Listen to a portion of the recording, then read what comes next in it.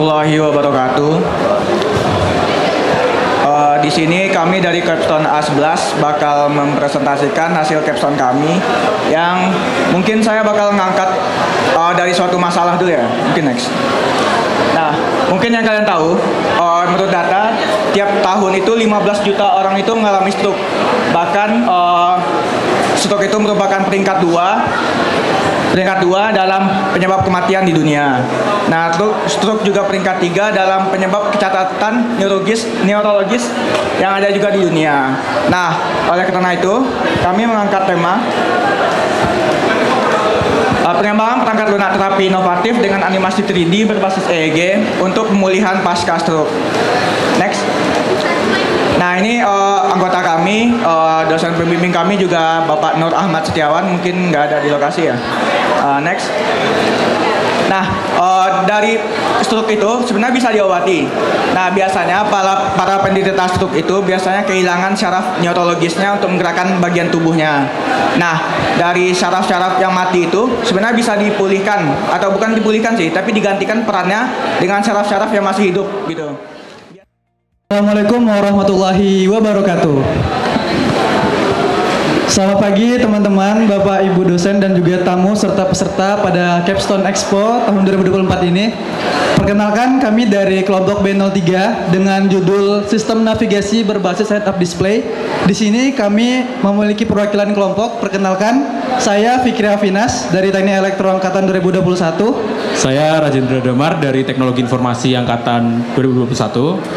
Baiklah, mungkin pada slide selanjutnya kami ingin menjelaskan mengenai apa saja sih yang terdapat pada proyek ini dan juga cara kerja dari prototipe dari sistem head-up display ini.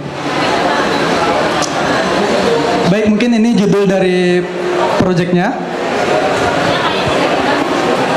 Ini ada sebuah moto dari prototipe kita, yakni bernama HUD Wayfinder, yakni kita menyebutkan your pet and your vision.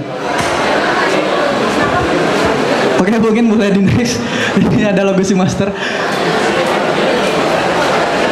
Oke, di sini kami ingin menjelaskan secara singkat saja salah satu komponen yang terdapat pada helm ini. Mungkin seperti pada gambar dan juga yang dipegang oleh saudara Damar, salah satu komponennya kita menggunakan bagian elektronik di sini menggunakan microcontroller ESP32 dengan beberapa komponen pendukung lainnya, seperti terdapat modul charger, modul untuk memonitor berapa persen kondisi baterai, serta ada step up tegangan untuk menaikkan tegangan dari sumber power. Di sini kita menggunakan baterai LiPo. Nah, untuk bentuknya sendiri kita mengemasnya dalam PCB seperti ini dengan mungkin kita juga menambahkan keterangan tinggi. Selamat pagi semuanya. Perkenalkan, kami dari kelompok C06 akan presentasikan proyek akhir dari capstone kami, yaitu Romi Cerdas, asisten navigasi dalam gedung untuk tunanetra. Jadi di sini next. Latar belakang kami ngambil topik ini, yaitu pertama, kalian semua pasti tahu ya penyandang disabilitas itu apa. Jadi di Indonesia sendiri ternyata mencapai 22,97 juta jiwa atau sekitar 8,5% dari jumlah penduduk di Indonesia. Nah, sedangkan tunanetra sendiri ternyata sampai 1,5%, dan itu tuh angkanya yang cukup besar. Next. Jadi kita ngambil topik tentang disabilitas khususnya tunanetra. Next. Nah, permasalahan buat tunanetra sendiri itu salah satunya yang paling besar itu tuh buat navigasi. Jadi mereka bagaimana mereka berjalan dari satu posisi ke lokasi lainnya. Nah, untuk navigasi sendiri itu terbagi menjadi dua. Jadi ada navigasi indoor dan juga navigasi outdoor. Untuk navigasi outdoor sendiri seperti yang kita tahu itu cukup banyak, bisa kita lihat di jalanan, kayak misalnya ada guiding block atau misalnya kita bisa... Selamat pagi teman-teman semua dan Bapak Ibu sekalian. Perkenalkan, kami dari kelompok Capstone A06. Kami di sini akan mempresentasikan produk kami yang bernama iVata. Jadi iVata ini singkatnya adalah sebuah sistem yang digunakan untuk memprediksi tingkat kebugaran individu, tetapi menggunakan teknologi eye tracker dan heart rate sensor. Next. Di sini kami bersama dengan dosen pembimbing kami. Bersama dengan dosen pembimbing kami, Dr. Eng Insinyur Sunowi Birama. Di sini anggota kelompok kami, saya sendiri Arya, lalu ada Raihan, ada Marisa dan juga Lisa Wilianti. Oke, ini yang akan kami bahas. Yang pertama ada pendahuluan, yaitu latar belakang masalah yang akan diangkat. Kemudian ada penjelasan produk yang telah kami buat, lalu rancangan dari sistem produk kami, serta produk yang telah dibuat itu sendiri. Kami berangkat dari sebuah masalah di mana ketika kita itu mau melakukan pengecekan kondisi kebugaran tubuh, itu kita perlu melakukan aktivitas fisik, kemudian kita menghitung terlebih dahulu detak jantung setelah melakukan aktivitas fisik. Kemudian setelah itu kita bisa mendapatkan sebuah metrik yang bernama VO2 max. Nah, di sini kami menghadirkan sebuah produk untuk menyelesaikan masalah tersebut, yaitu adalah bernama iFata atau Exercise Fitness Indicator. Di sini dari tiga hal yang perlu dilakukan tadi untuk mengukur tingkat kebugaran, ada melakukan aktivitas fisik, menghitung detak jantung setelah aktivitas fisik, menghitung nilai VO2 max. Kita mencoba untuk meng-cut dua bagian awal ini dengan memanfaatkan sistem iFata yang tidak perlu melakukan aktivitas fisik untuk melakukan prediksi nilai VO2 max. Di sini adalah sumber data kami. Yang pertama kami menggunakan PPG Sinyal.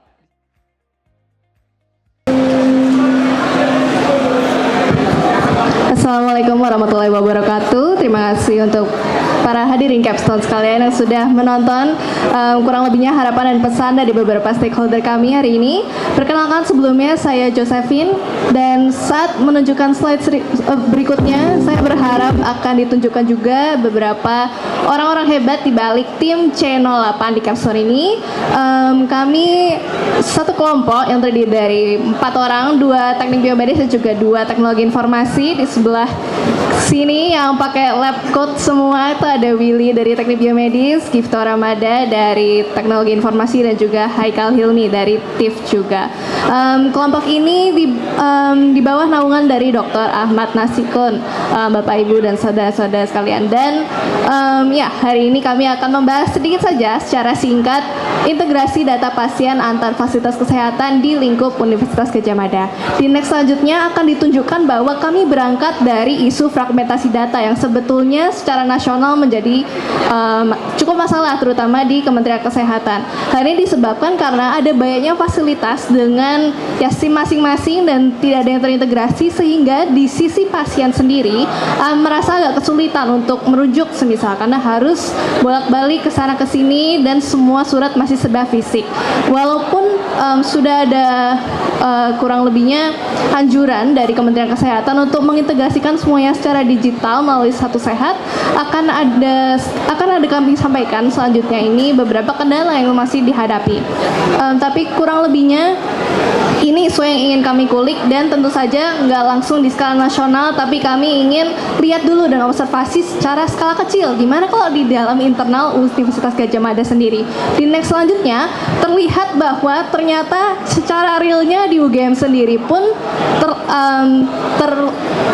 terlaku hal yang sama, di mana semisal ada pasien, salah satunya dari salah satu anggota kami sendiri, semisal memerlukan ronsen gigi untuk masalah sakit gigi, ternyata harus mondar-mandir berkali-kali dan harus periksa dulu di GMC, kemudian di RSGM cuman untuk pemeriksaan lab, tapi harus ngambil surat rujuk secara fisik, mondar-mandir lagi ke GMC, kemudian baru bisa layanan yang sesungguhnya di RSGM. Jadi untuk pemeriksaan yang seharusnya menurut kami cukup simpel dan ringkas, karena ya sakit nggak bisa ditahan terlalu lama ya teman-teman semua, tapi harus mondar-mandir ke 2 klinik kurang lebih 4 kali, dan menurut kami